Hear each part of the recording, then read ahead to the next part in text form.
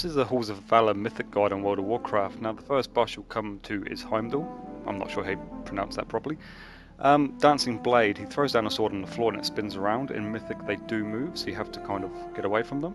Second ability is Storm Breath. Now you can see there is a dragon, and the room is divided up into 3 bits. He's being tanked at the top, I'm standing in the middle, and the dragon has just put down the AoE in the bottom.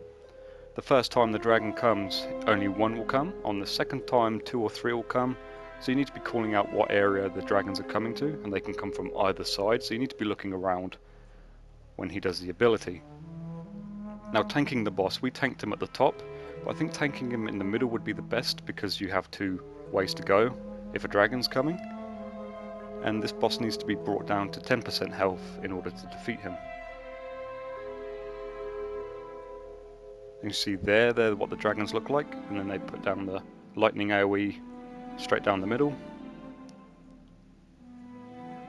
And then lightning whirlwinds go in both directions. So there's quite a lot of stuff to look out for in this fight, but if you dodge the tornadoes in the AoE, you shouldn't have a problem.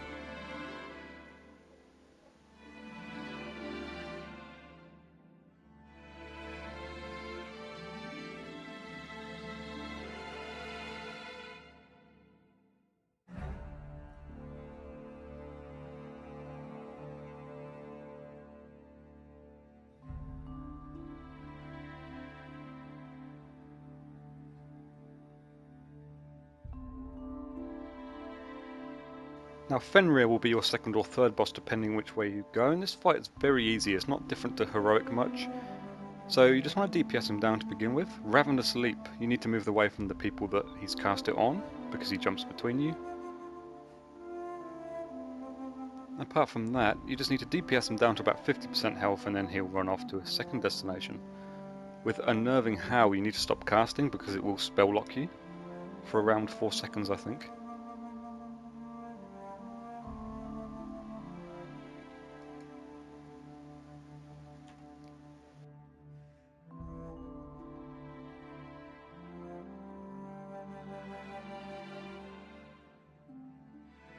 Okay, on phase 2 of the boss he still casts Unnerving Howl and Ravenous Sleep, but he has another ability which I'll get to when he does it. Now you want to clear the trash around this boss, because you do need to run around in this section of the fight and you don't want to be pulling excess trash. Scent of Blood, so he'll put a scent of blood on someone and that person gets a speed increase buff. Basically they have to run away from him. Don't let him catch you, who he does quite a lot of damage. And apart from that, it's just DPS him down. It's a very simple fight.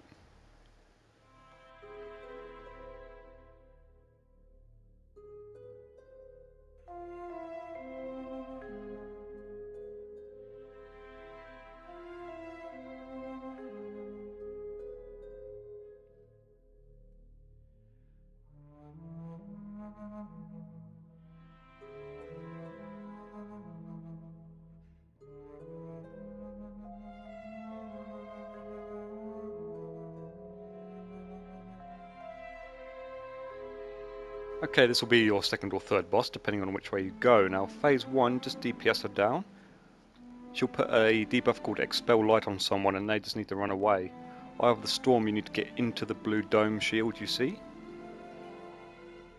Because if you're outside of it, you'll take a lot of damage. And this boss will gain stacks depending on which side she's on, so at the minute she's on the side of light, I think. Or darkness, I'm not sure. Each stack increases her damage. And as you'll see here, the tank will drag her off to the other side.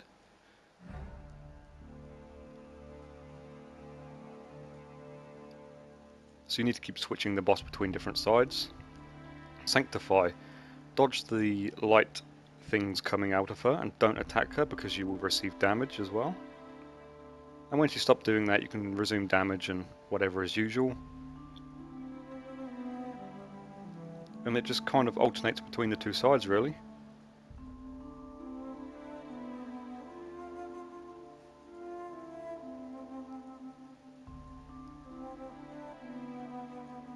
Okay, so here I had the debuff and the shield popped, so I kind of just stayed out there until it went away. But if you do have the debuff inside the shield, ideally the 4 people not affected need to get away and you stand on the other side of the shield. and it doesn't reach them.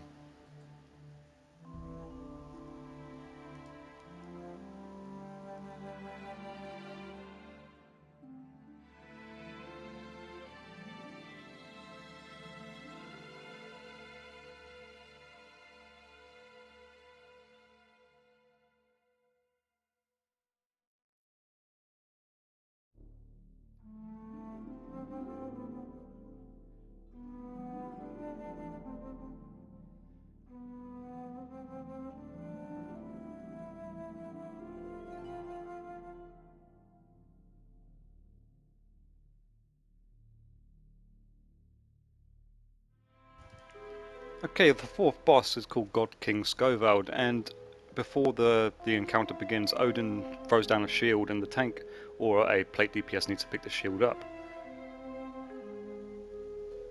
And with the Ragnarok ability, they need to activate that shield, and it will put like a cone shield in front of them, and everyone needs to get behind it. If you don't, you'll take a lot of damage.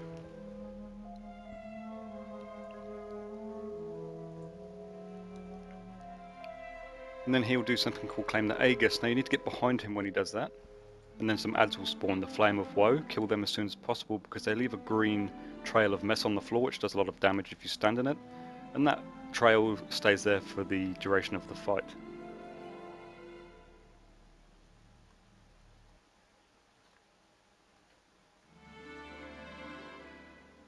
Fellblade's Rush is he'll dash to someone and spin around. You can't really avoid it because it happens so quickly. But if it's coming, you know, pop any defensive cooldowns you have, or in my case we've got the health stones to just take some strain off the healer.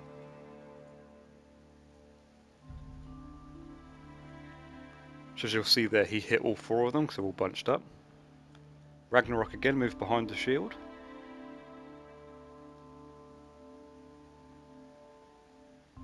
And rinse and repeat really, kill the adds. Claim the Aegis, so get behind him.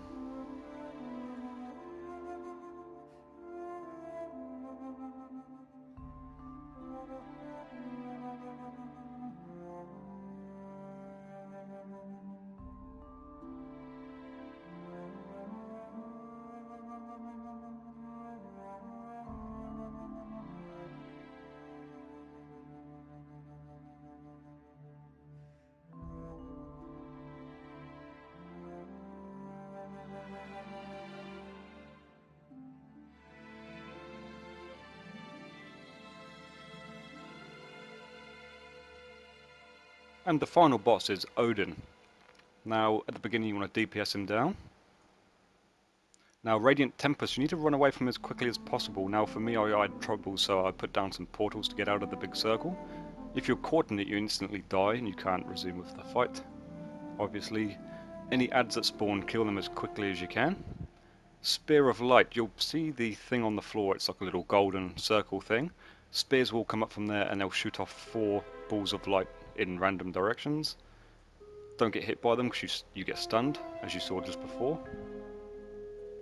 And every so often he will do an ability called Shatter Spears, which blows them spears up and shoots the balls of light out again. Runic Brand, you'll have a thing above your head. Now you need to move to the corresponding picture on the floor and you'll get a nice buff that increases your damage. I think it lasts for about 20 seconds.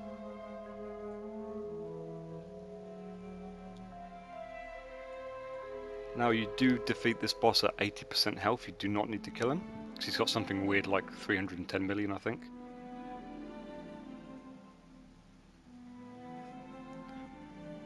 Now apart from that, it's just rinse and repeat. Run away when he casts the spell that you need to run, kill the adds, dodge the spears and the balls.